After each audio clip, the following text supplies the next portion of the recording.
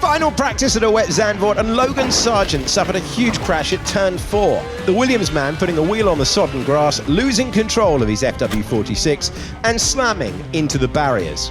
Are you okay? Are you okay? I'm good. Okay.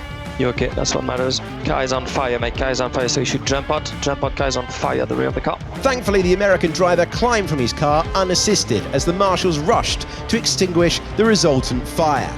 The Grove team, with a massive task ahead of them to repair his car, an appearance in qualifying later today looking highly unlikely.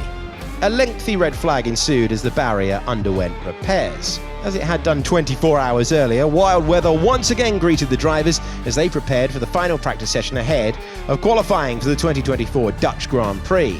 Haas driver Nico Hülkenberg was the first to hit the track, closely followed by teammate Kevin Magnussen and Valtteri Bottas, who was making up for lost time, having given his kick salvo in first practice to Robert Schwartzman.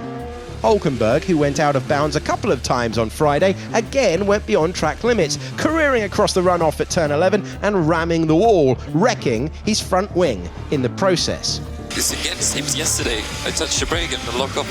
There were offs for Kevin Magnussen at turn 1, with the Dane taking to the escape road, and George Russell also came very close to the tyre wall at the same spot. McLaren's Oscar Piastri found the gravel at turn 1, the Australian setting the early pace on a green ring set of intermediate tyres.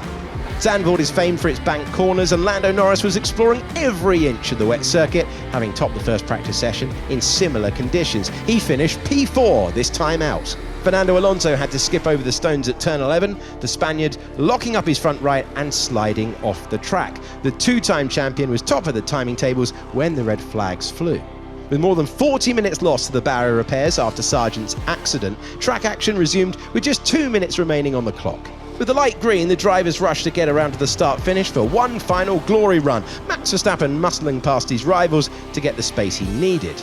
And in the scramble to the flag, it was Pierre Gasly who bagged the best time. The Frenchman on the podium here 12 months ago with a time of 1 minute 20.311.